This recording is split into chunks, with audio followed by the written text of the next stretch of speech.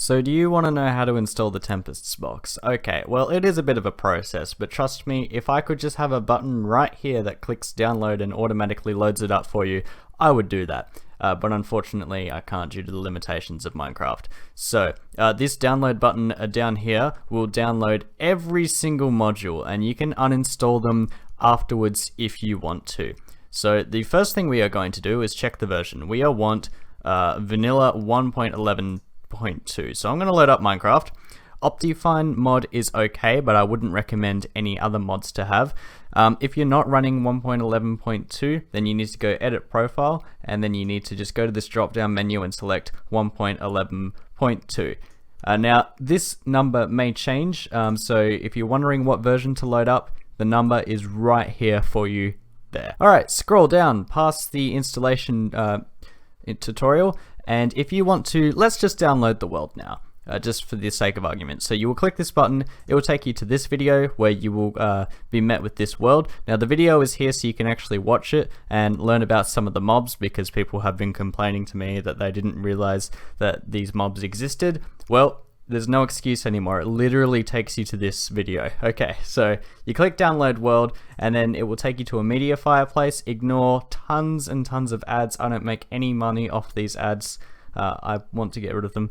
Click download, and then if you're using Chrome or Firefox or Internet Explorer, the folder should appear down here.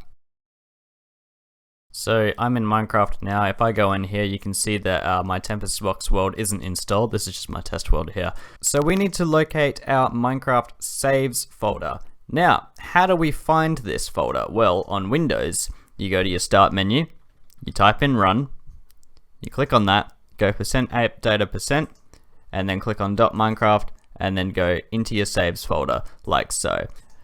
For other versions like Mac and Linux, let me Google that for you. How to find Minecraft saves. Very first result, tutorials and maps downloads. Okay, so on Mac, it says download, so you can download it, unzip the file. You don't actually need WinRAR to do that. You can just use the default program on your computer, and place the folder in user library application. So there's your Mac instructions, and there's your Linux instructions right there. So I shouldn't have to give a tutorial about that, because the wiki page is literally a Google search away. Okay, so now I'm going to actually open up this folder. Now inside the zip is an actual folder. We're going to drag that into our saves folder like that, and then when I actually go in here, you can see that we are ready to rumble.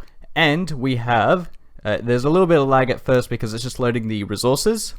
And there we are. And don't forget to subscribe to the YouTube channel if you want updates on the Tempest box and stuff.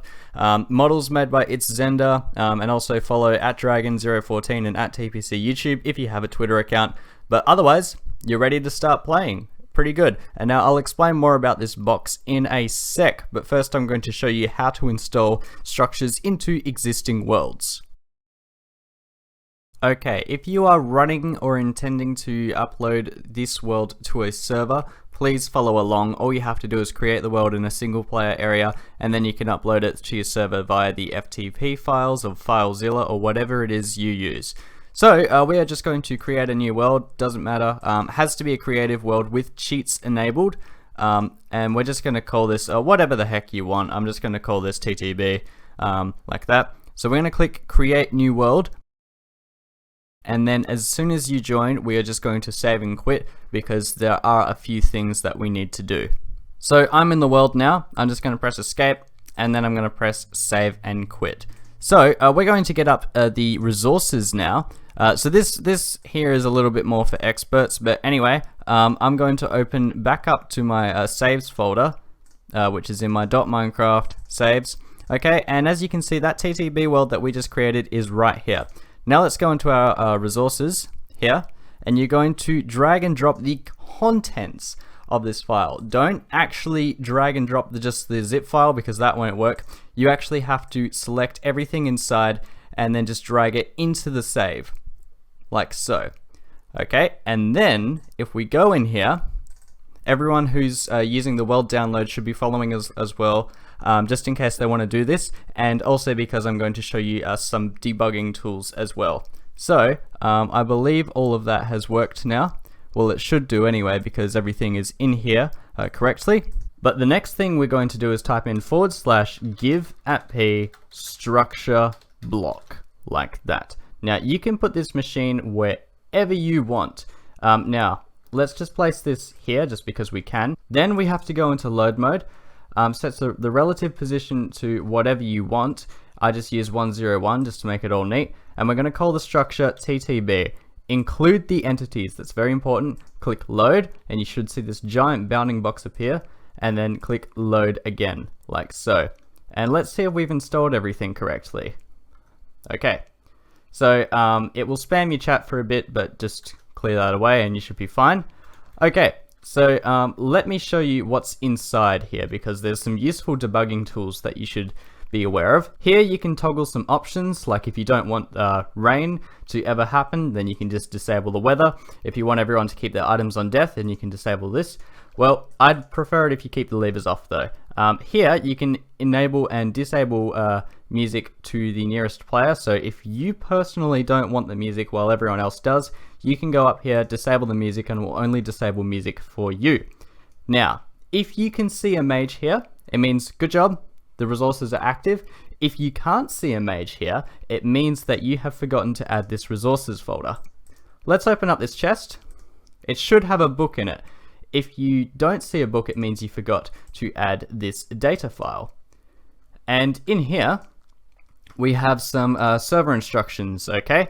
So we won't worry about that because it's literally written in there. So if you have a house in your world and you want to save it, I want you to disable the dungeons module, okay? Because otherwise there is a chance that the dungeons could overwrite an area. Let's say you have a house right here and you want to save it. You get your chunk saver staff, you right click. Now, if we go down here, you will see that there is some obsidian. That means this whole area here has been saved, but structures can still spawn in the bedrock. So if you want to save a large area, just hold down right click and move around, and this will just save a large region that you want to save, and then the terrain will be completely unaltered by the dungeons module.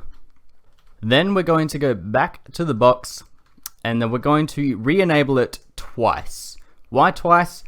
I have yet to figure that out, but there's a bug that happens if you don't press it twice. Here you can just enable and disable whatever modules you want. So if you don't want block breakers, you can disable it. Now people can still place it down and break it, except the block breaker just won't work at all if you have it disabled. So I'm going to leave everything enabled. One more thing, if you're generating chunks, usually things run at 20 ticks per second. However, it can drop down to 18 only while you're generating chunks.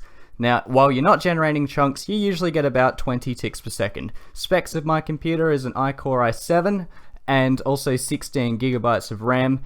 So you do need a beefy computer to run this, but not that powerful because I have heard of people running this on their laptops with 4 gigs. But anyways guys, thanks for watching this installation tutorial. Full guides on the wiki for everything. I recommend the wiki for absolutely everything in the Tempest box. I'm out of breath. I will see you guys in the next one. Take care.